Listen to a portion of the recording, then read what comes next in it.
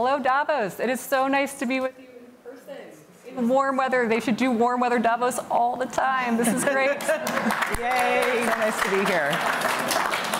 Well, I'm here with a woman who needs absolutely no introduction, but I will try anyways. Susan Wojcicki was employee number 16 at Google. She now runs YouTube, and if YouTube were its own standalone company, it would be number 121 on the Fortune 500 list. She would be one of only 45 women to be on that list. She is one of the most powerful people in the world and in the world of business. She previously ran advertising for Google, and the company was actually created in her garage. She was trying to get some money for rent, and she rented it out to two guys who were building something, and Google. So thank you for that. So Susan, on a little bit of a serious note, things are feeling a little bit dreary in Davos. I mean, it is rainy, yes, but also economically, things aren't looking so great. We just ran a survey of the Fortune 500 CEOs, and 75% feel a recession is coming in the next year or two.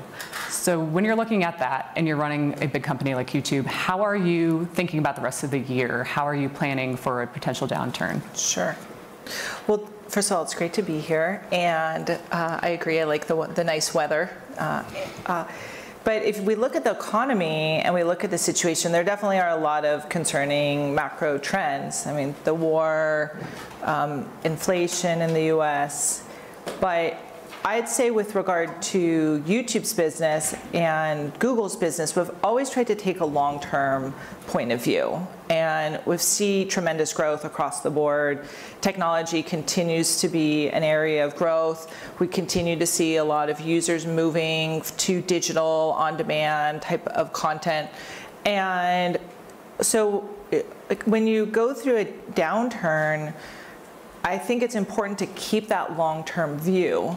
There may be areas that there may be areas where we may decide to delay starting a certain project, but in general, we're still saying like, this is an important business, we're gonna grow, we're gonna continue to invest here. What I have found that's really interesting is during downturns is that we actually get better at what we do.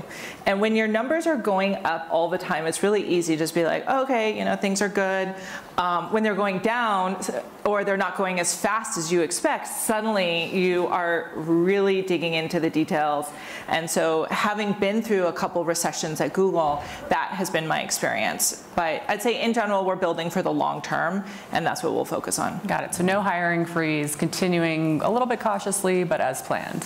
And that comes from, what, 3 recessions you've watched at Google and YouTube? Well, hopefully we won't have a third. Exactly. I have been through 2 so far, and it's challenging. I mean, there's no doubt about it, but I think you do come out of it stronger as a result.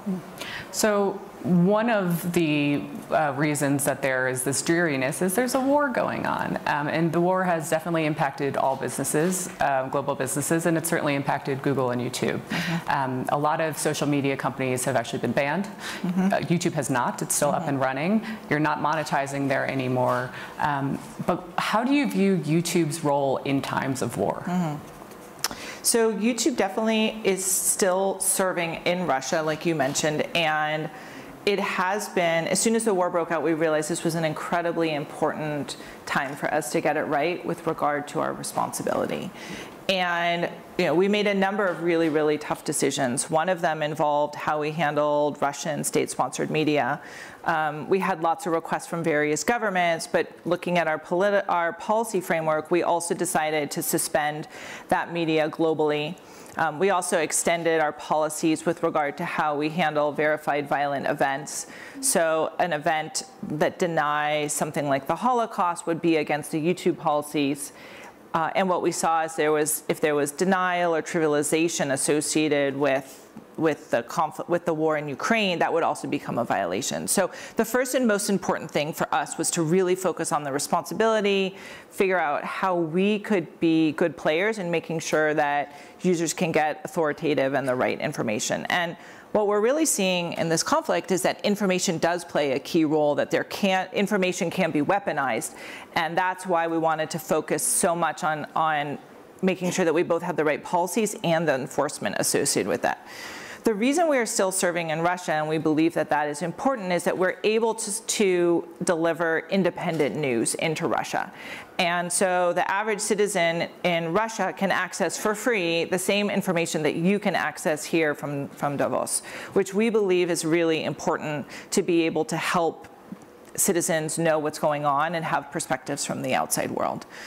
We've also seen YouTube be used for all kinds of other humanitarian reasons, like medical doctors, like serving patients on the battlefield, education of kids in Ukraine, in Ukrainian language. So we definitely have seen a lot of really important humanitarian cases too. Russia may not have banned YouTube yet, but at the same time, it's trying to push people towards something called RooTube. And so there are these kind of clones popping up in other places. Do you view this as more of a one-off, or is this a trend where we might see social media, instead of being global, start to be more local? I mean, you pair that with antitrust and how China's doing social media. There's a lot of different things at play here. We've definitely seen new emerging players. Like RooTube, I'm less sure about. It doesn't seem to be going well. Yeah, I haven't used it, to be fair. But where we do see a lot of growth is actually in short form content coming out of Asia, where we've seen just a tremendous amount of new innovations and creation. And I do think video is a very competitive emerging market right now, and I expect us to continue to see more players. I think, TikTok, obviously, that growth story has been pretty incredible to watch. YouTube has not been allowed to operate in China, but when China decides to create its own social media platform and puts a ton of resources behind it, and it can corner that market and then scale to the rest of the world, I mean, that's a pretty powerful recipe. How do you think that what does that mean for companies being created in the US? Does that threaten the US as a superpower? How do you think about that? We definitely are seeing really strong competition coming out of China, particularly with TikTok. And we saw that grow relatively fast. I mean, I can tell you that you would not have asked me about TikTok at Davos last time that we held it. No. So that shows you just how quickly this is changing. And if you look at TikTok too, they've had Douyin, and they've had the opportunity to invest in China on a local market. And YouTube does not operate in China, so you could argue that yes, it gives us some blind spot because they're developing a set of content there where we're not participating and part of that market. So I do think we'll see more competition coming out of China. They certainly have a lot of technical expertise, and it's an area we should just be ready for and continue to invest in. So short form video seems to be all the rage. Creators are really getting into it in a strong way, and you have YouTube Shorts. I believe you have 3 S's you're focused on: shopping, shorts, and streaming, so we can dig into each of them a little bit. But I'm curious about short form video. Is that a trend that's here to stay? The first ever YouTube video is only 18 seconds long, so maybe it's coming back to home a little bit for you. But how do you think about short form and what that'll do to advertising?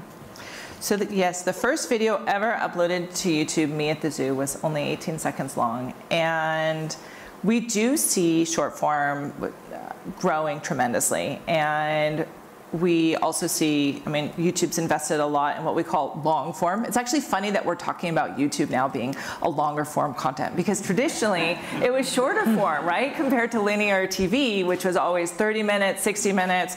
And so when we say long form, we're often talking about like 5 minutes. And that's just compared to TikTok, that is often under a minute. So we do definitely see that users are engaging a lot, particularly younger users find that a really compelling media. We are investing a huge amount into it. We want to make sure that users can see that on YouTube, but we also think that creators really like it, and it is attracting a new set of creators. And if you think about it, it's easier because you have just your phone, you don't have to create as much content. We can actually explore short form content a lot faster, meaning we can recommend a lot of new content to you because it's, in a sense, a lower risk for us. Like if we wanted to show you a new video, it's 5 minutes long, and you don't like it, that would be a problem, whereas we can just show you lots and lots of short form content, and you can explore that and discover new creators. So it is an area that we're investing a lot in. I expect to see a lot of competition there. And it certainly is probably the fastest part of the market right now. And another part of the creator economy that you're growing there is shopping. What are YouTube's shopping ambitions? Are you going to go head-to-head with Amazon someday? Are we getting into that direction? Where is it heading? So we see that people go to YouTube and they research a lot of products. Like we've run surveys, like there was a Talk Shop survey that said over 85% of people go and research products on YouTube. They make a faster decision as a result of the products that they see on YouTube. And YouTube also has a lot of how-to where people are discovering new products or how to use. They want to do an art project, they want to do a makeup tutorial, they want to fix their car. And so there is an opportunity to figure out, okay, well, like what are the goods that I need? How do I buy them to do this project that I'm seeing on YouTube? And so what we've really wanted to do is just connect the ability to see them in the video to how to buy them. And it's really like connecting that last mile. And so what we're doing is enabling videos to actually link to specific products, have those products very accessible, and then be able to buy them afterwards. So I don't think about us as competing directly with retailers like Amazon. I think about us being a way for you to find products that you're already researching on YouTube, and potentially like also find and discover more goods, right? YouTube is a sight, sound, and motion. It's an opportunity to explore, see, feel, touch, and so we're hopeful that more users and brands will work with us to make it easy to purchase. And the third S was streaming. Yeah. So talk about the fight to get into the living room and how that's going. There's a lot of competition. Seems like Apple can definitely win that space pretty easily if it wants to, and I think it wants to. So how's it going? Yeah, well, living room is a big space for us. We have in the US, for example, we have over 135 million people who are streaming into the living room. So we think we're the largest media player in the living room. And we think there's a lot more that we can do there. And if you think about it, it's because the content's on demand. It's nice to be in the living room to be able to see that. We're also working to be able to have your phone be a way of actually managing or potentially engaging with the videos that you see. And so we do see this as being a very successful way for our users to engage and to watch more content. Okay. Well, we'll see how that continues. Yeah. You know, I can't not ask you about misinformation. It is a problem that plagues every social media platform, but it definitely plagues YouTube. And I know you've done a lot to put policies in place, tweak algorithms, to recommend the right things. But I have to wonder, in January, a global coalition of fact-checking organizations found YouTube to be a major conduit of fake news, despite all that you've put in place. So is this just a flaw in social media platforms that cannot be rectified? I mean, can we ever actually solve this, or is it just a problem that cannot be solved in the current way of platforms being operated? We're definitely investing a huge amount to make sure that we're fighting misinformation, and there are a number of different ways that we look at this. So the first would be, from a policy standpoint, we would look at content that we would think about in terms of being violative of our policies. So if you look at COVID, for example, we came up with 10 different policies that we said would be violative. Like an example of that would be saying that COVID came from something other than a virus. And we did see people attacking 5G equipment, for example, because they thought that it was causing COVID. And so that would just be an example of a policy that we'd remove. So we do remove content based on those policies. We actually publish that in a transparency report. The second one would be really raising up authoritative information. So if you are dealing with a sensitive subject like news, health, science, we are going to make sure that what we're recommending is coming from a trusted, well-known publisher that can be reliable. And if you think about how Google works, it's very similar. Like if you type in cancer or you type in COVID, what you're going to get are going to be names that you recognize. They're not going to be someone that just published a web page yesterday. So it's very similar with regard to how we handle that on YouTube. The third is making sure that if there's content that's borderline content that technically meets our policy but is lower quality, that's content that we basically will not recommend to our users. Our users could still access it, but they will not recommend it. And then lastly, we're just really careful about what we monetize. So we always want to make sure that there's no incentive. So for example, with regard to climate change, we don't monetize any kind of climate change material. So there's no incentive for you to keep publishing that material that is propagating something that is generally understood as not accurate information. So, I mean, misinformation is not new to the internet. It's been around since before, for all time. But we definitely see that there is a role for, and there is a risk, and that's why we have put a lot of effort. This report that you cited, I haven't seen that report, but there certainly are many other reports that give us a good grade there. And I think if you look at the work that we have done across the board, it really shows a very significant improvement. We came out with a set of data that we thought was really useful, which is how much content that is violative are we not catching with our enforcement. And that is about 10 to 12 videos per 100,000 views. And if you look at the chart in terms of how that's changed over time, that number has come down significantly, and our plan is to continue to work on it and make sure that we continue to reduce that. So it sounds like bury, to the extent that you can, things that are not credible sources and don't recommend, but also still sounds like a work in progress. Do you think it always will be a work in progress?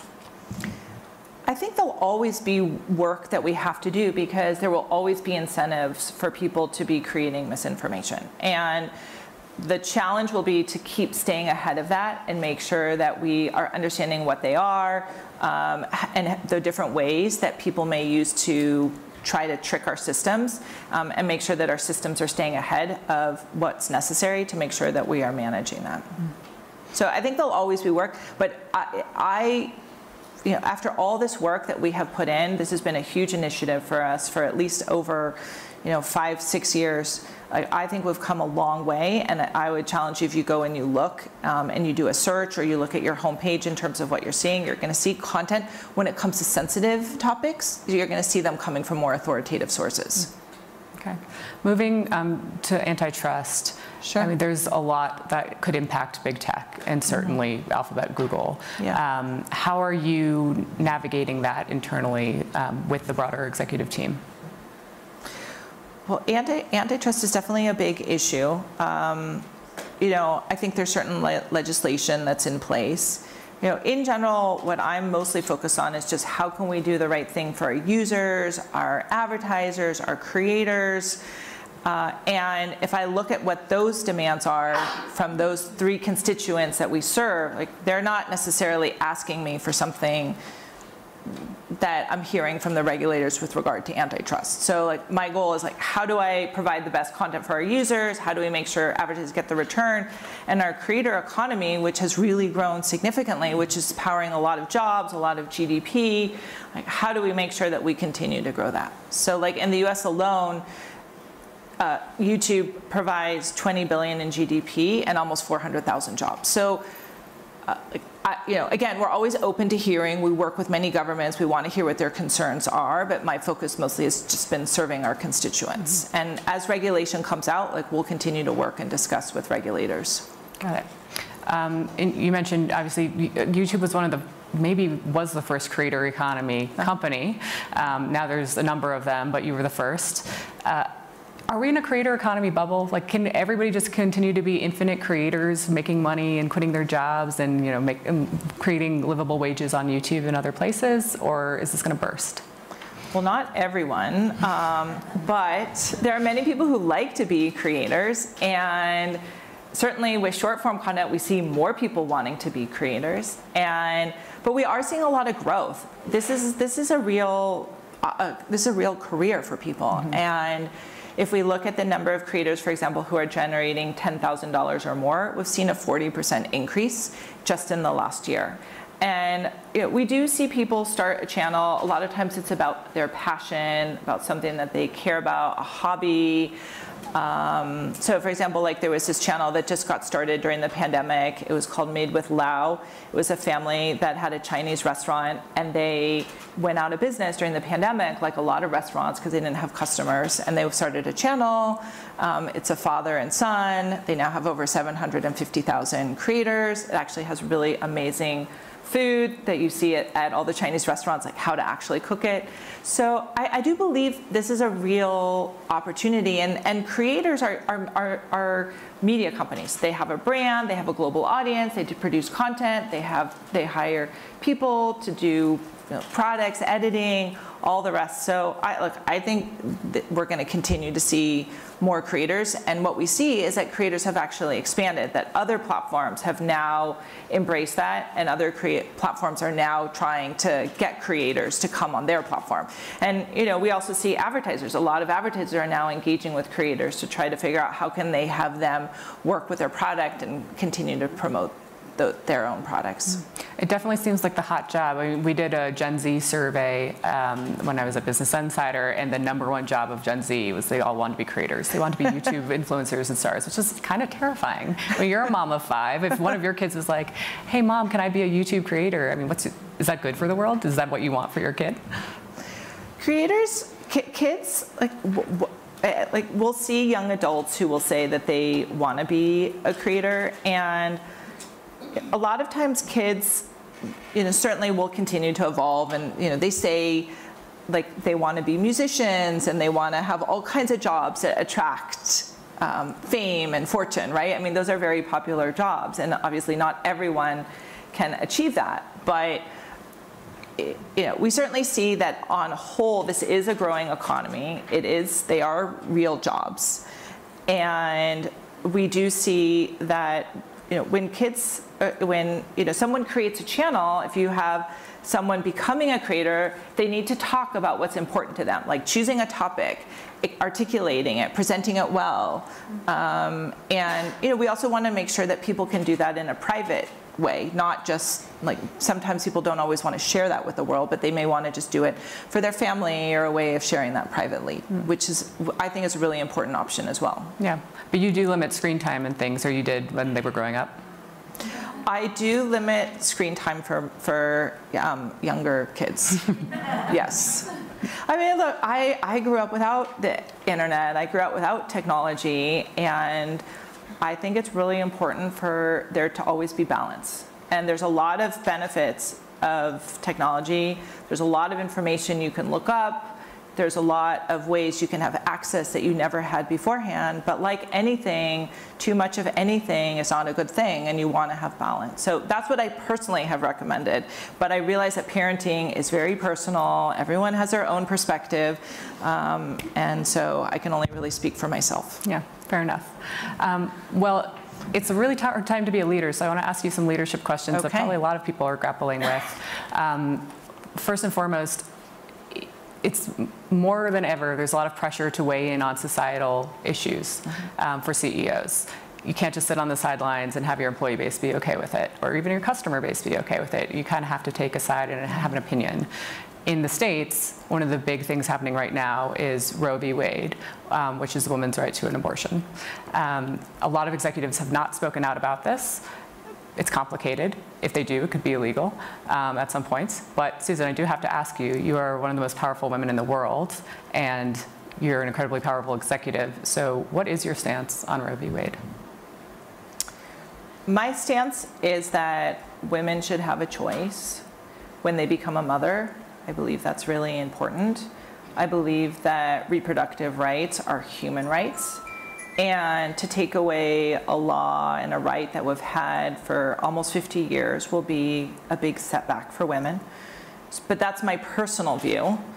Running a company that that really focuses on free speech, we want to make sure that we're enabling a broad set of opinions, that everyone has a right to express their point of view, provided they meet our community guidelines.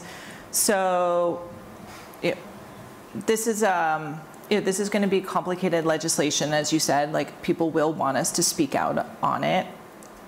it's also draft right now. And so there's not definitive language. Like once we saw it, we started to look and try to anticipate what kind of changes that would have for our business.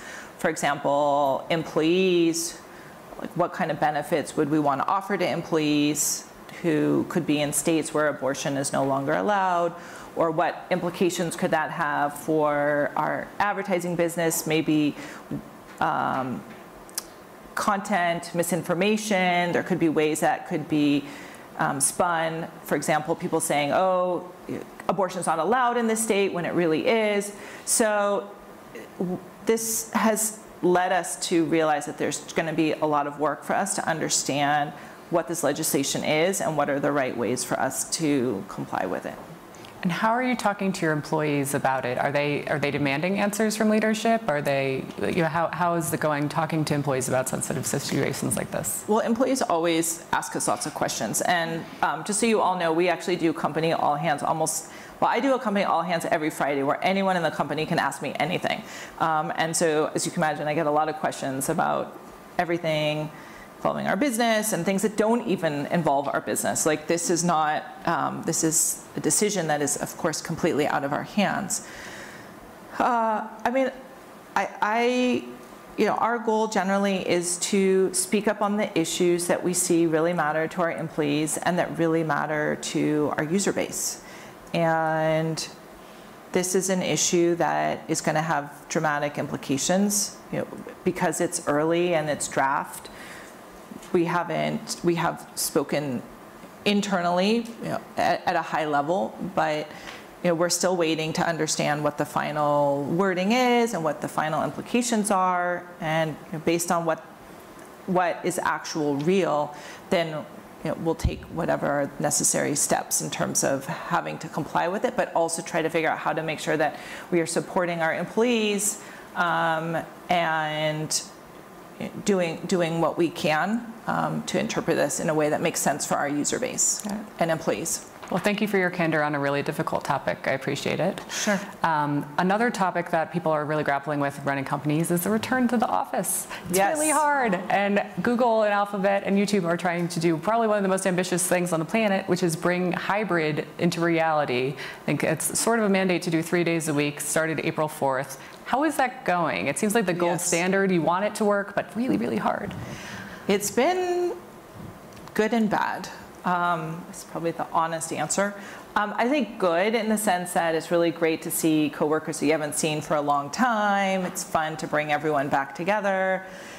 That said, now that we're bringing people back together, I realize a lot of people have actually moved and are no longer in the same location. So we just had a lot of people move during the pandemic, and we are a much more distributed company than we ever were beforehand. We also are now 3 days a week, which actually, I don't know how we did 5 days a week. I think we all readjusted to just the 3 days, or we readjusted to being at home. So that's just definitely an adjustment. And what I'm also seeing is that people are coming into the office, but they might not be coming in at the same times that they used to be coming in. And maybe that's okay, because there was a lot of time spent commuting, and that's not necessarily a good use of time. You're not with your family, you're not doing work, and so we may see people doing things like doing some work, coming in later to miss a commute time, come in, do most important meetings, and then come back, go back home. So it is an adjustment. I think there's a lot of tech investments that need to continue to evolve. So having, I got used to seeing every single person in a little box with their name underneath. I could tell when they were talking. I actually really like the closed captioning.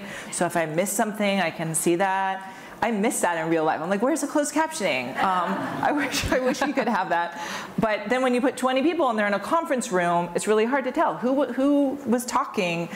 How can they see you? So I still think there's work to do on the tech for hybrid, and we're still adjusting. And then, also in the Bay Area, we just had a surge. So even though people were coming back, a lot of people had COVID. we have clear policies around this, but you as a company have to come up with it. Like if you're sitting next to someone and they're like, oh yeah, everyone in my family has COVID right now, like it could be an uncomfortable moment. And technically, right? So, I mean, we have rules about how we handle that, what's required, but it's something we're all still figuring out. So for final question, as I mentioned earlier, if YouTube were its own standalone company, you'd be the 45th woman to be running a Fortune 500 company. Mm-hmm. I think YouTube would actually fall about number 121. The team pulled the numbers right before this interview. Is that using our ads revenue? Yes. Yes. Yes. So maybe even higher. We also have subscription revenue. Yeah, so you'd be higher. You'd be higher. There you go. Okay, right up that chart. Just needed to get that out there. Maybe be in the Fortune 100. There you go. Is that something that you'd like to solidify someday? Do you think, like, you've got a great gig at YouTube, no doubt, but yeah, how do you think about the CEO progression, your role, and then a separate note? A lot of younger generations aren't aspiring to the C-suite anymore. There's sort of this anti-hustle culture setting in where they just think they'll never make it. They think the system's unfair. So how do you think about your own C-suite journey, and how would you think about the fact that maybe others don't want that right now? Well, my journey was not to be in the C-suite necessarily. Like I mean, just to be clear, I joined a company with no revenue at all, with no real business plan. And I just joined it because I thought it was really interesting and they were doing important things for the world, which was delivering information. And I immediately saw the value. And then I, worked at Google for a long time and did ads, and then I came to YouTube, right, which also was like much smaller, but I saw, again, the same thing, a lot of value in enabling new ways of communication and new types of media and new points of view. So my personal career advice that I took and that I give to others is to find something that's meaningful to you, where you believe you're doing something good for the world. And if you do that, then you will most likely have a productive career. And if you say, oh, like, I just want to be in the C-suite, like, you probably will, it's like harder to have a productive career, right? Because that's not necessarily a clear role that you can follow or figure out, how to do that. So, and in some ways it really helped me because I was just always willing to say more controversial things. Like I would just say, like, this is my point of view. Like, I'm working for our users, our creators, and our advertisers. And if I think something is the right thing to do, like, I'll just say that. And it might not be the popular point of view, but like, that's okay. You suggested buying YouTube, right? Didn't you put together a whole presentation? Yeah, I suggested buying YouTube. It wasn't necessarily a popular point of view. Somebody published, Mark Cuban actually, the week beforehand said, only a moron would buy YouTube. So I mean, you bought it.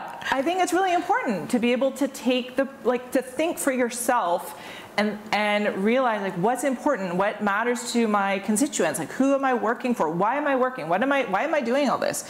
And so I have really focused on trying to do something productive and good for the world.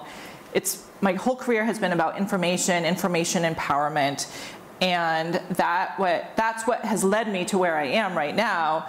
And it just happened to be that I was in the C-suite. Actually, when I first joined YouTube, when I first joined YouTube, my title was not CEO. So Wikipedia immediately recognized that there should be a CEO of YouTube. But technically, my title was SVP of YouTube. And I had to explain to people externally that I was acting like the CEO. Because if there wasn't a CEO, they'd be like, well, who is the CEO? But my internal title was initially SVP. And so I had to work it out that, yes, my title was CEO of YouTube. Okay. So again, I think that's just the same message, which is focus on what's important. Don't focus on the title. Don't focus on the things that don't really matter. The things that matter are doing something valuable and important for the world and being able to do that well. Okay. Well, Susan Wojcicki, everybody, thank you so much for joining me.